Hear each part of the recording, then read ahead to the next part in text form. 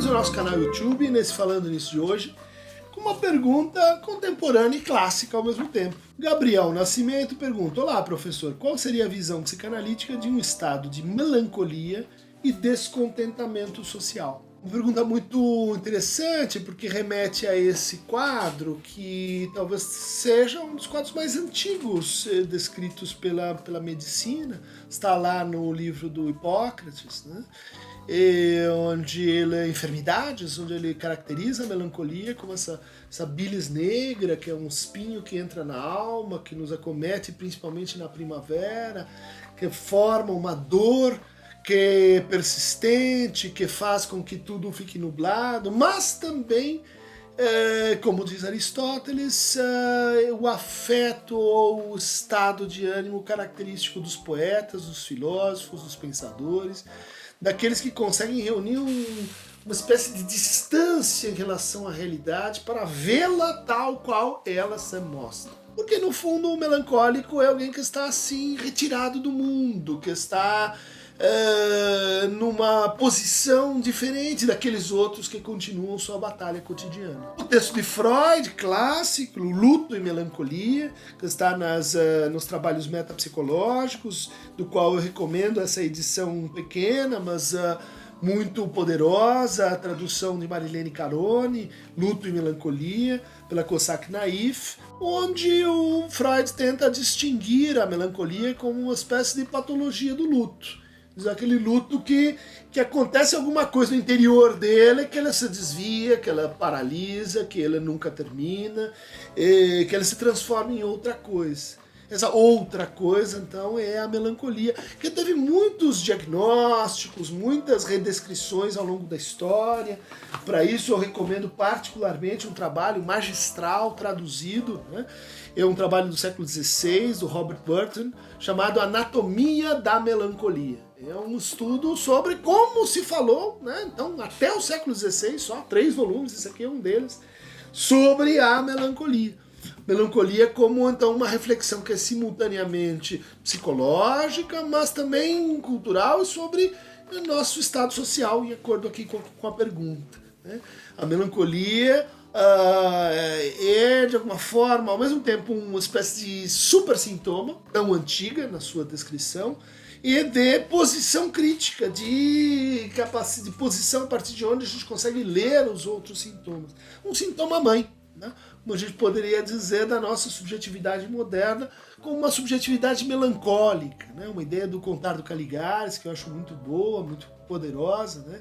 De que a partir do século XVI a gente se entende, olha para a nossa experiência dizendo assim, tem alguma coisa que se perdeu aqui, eu não sei o que é. Será que é o meu laço orgânico com a família, a comunidade, a cultura onde eu vivo? Será que é um fragmento da minha própria alma? Será que é um fragmento do meu futuro ou do meu passado? É alguma coisa perdida na história. E exatamente essa é a posição do melancólico, aquele que está afetado por uma perda da qual ele não conhece as razões, os motivos e as causas. Vejamos o que diz Freud, então, especificamente sobre a melancolia ao final desse trabalho. Das 3 premissas da melancolia, perda do objeto, ambivalência e regressão da libido para o eu.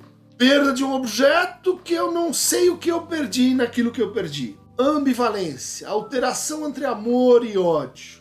No caso da melancolia, uma crítica permanente sobre si. Uma espécie de opressão em que aquilo que foi perdido no objeto, ela ao mesmo tempo me levou. E regressão da libido para o eu. A libido se volta do objeto na qual ele estava colocado para o eu, mas em vez de se fixar na fantasia, em vez de se fixar no eu, escorre pelo eu, numa espécie de hemorragia libidinal, a expressão que o Freud usa nesse texto.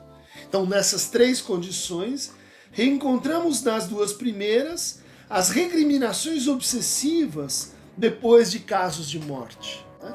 Perdi aquela pessoa, mas eu começo a me recriminar sem fim por que aquela pessoa morreu.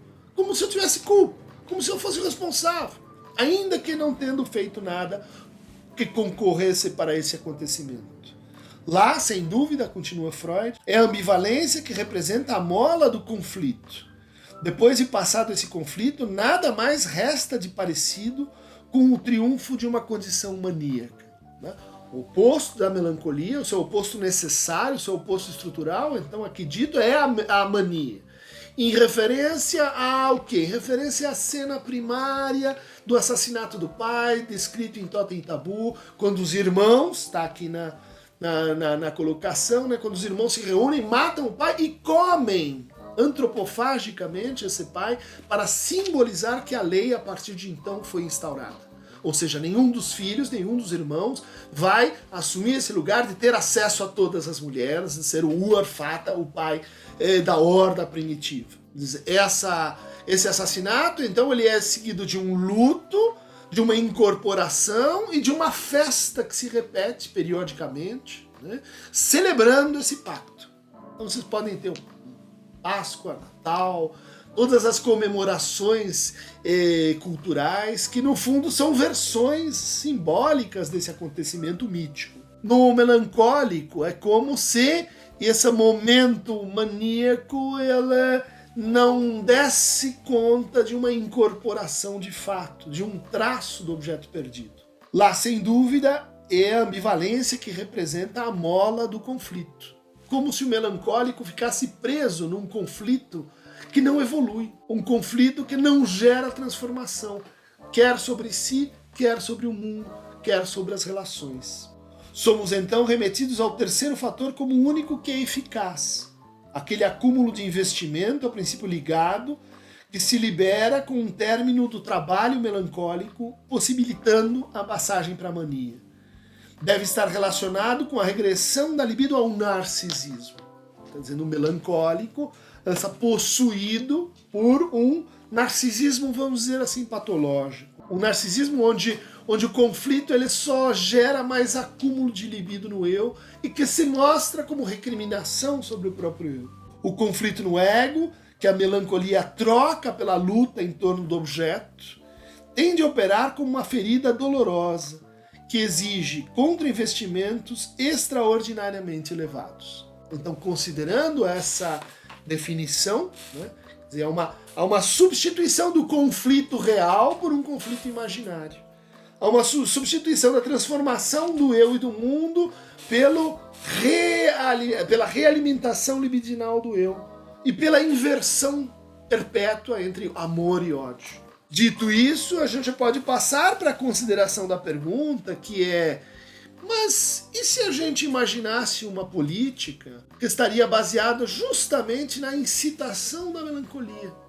Como argumenta meu amigo Vladimir Safatli em O Circuito dos Afetos. Uma política que vai explorar o desamparo das pessoas, que vai dizer para as pessoas: olha, não dá para mudar nada. Você que está aí em casa, não faça nada, apenas confie em mim. Transfira para quem? Para o Pai Todo-Poderoso toda a possibilidade de ação sobre o mundo.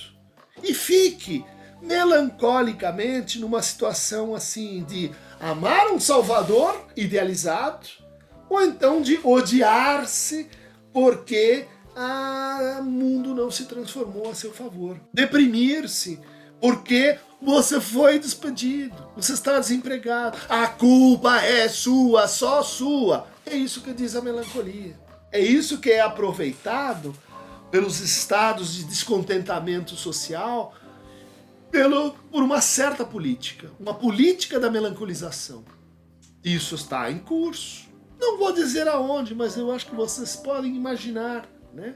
Quem é que diz que, no fundo, assim, os políticos são todos iguais, são todos corruptos, não há nada o que fazer, a não ser confie em mim, eu vou assim ser o pai da horda primitiva, que tem acesso a todas as mulheres, em relação ao qual a sua experiência de afeto vai ser assim, de simples amor.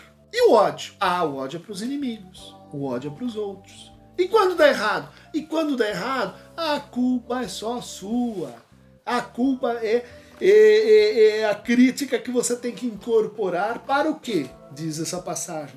Para substituir o conflito real. A política da melancolização é uma substituição do conflito real que existe aí entre as pessoas entre o interesse das pessoas, entre os grupos que têm interesses distintos, ou então a luta contra a realidade, né? Quer dizer, contra o desmatamento, contra a pobreza, contra a desigualdade. Quer dizer, isso está no real. Não vamos substituir esse confronto, porque esse confronto é tão difícil de lidar, por o quê? Por uma espécie de interiorização, de melancolização das pessoas, baseado primeiro no medo, depois no ódio, depois no desamparo. Sinta-se desamparado, você não pode fazer nada para mudar, sabe? Aí vem os filósofos, ditos assim, pessimistas, não, realistas, confirmar isso. Olha, mantenha-se aí com essa atitude fácil, de que só vai piorar, de que sempre foi assim e continuará a ser assim. Você mesmo, você não pode fazer nada. Não mude. Né? Isso é uma política da melancolização, bem descrita por Moacir Clear, né? Saturno nos Trópicos. Um estudo magistral desse autor da literatura que nos deixou tão cedo, médico também, sobre como a melancolia europeia foi incorporada aqui no Brasil justamente para justificar essa atitude complacente, essa atitude de isenção, de neutralidade, de o quê? De não pode fazer nada. É muito difícil fazer qualquer coisa. Né? A alternativa é, vamos mudar tudo de uma vez. Um único passo. Um único gesto, uma única bala, é tudo de uma vez, porque é tão difícil lidar com a realidade que a gente tem, que só um super poder, só um super presidente, só um super herói poderia fazer frente a isso. E onde termina? Melancolia. Ah, de novo melancolia. Como mostrou Jean Starobinski, A Tinta da Melancolia, um trabalho lindo, sobre a história cultural da tristeza, de como, quando a gente não consegue fazer o luto dos nossos ideais, dos nossos mitos, das pessoas que a gente acha assim salvadoras, brilhantes, ótimas, incríveis, quando a gente não consegue fazer esse luto, reconhecer que elas são só humanas, são só assim pessoas que estão tentando fazer o melhor e o pior ao mesmo tempo, consigo mesmas e com os outros. Quando a gente não consegue fazer isso, onde a gente vai? A gente vai para a melancolia. Então, acho que está dado aí um recado sobre a visão psicanalítica da melancolia e de como ela facilmente pode ser usada para paralisar o descontentamento social, para impedir que o descontentamento social vire conflito e o conflito vire transformação, vire mudança real. Para mais fragmentos maníacos, melancólicos, transformativos e restaurativos, clique aqui no Aqueronta Movendo. Por hoje é só.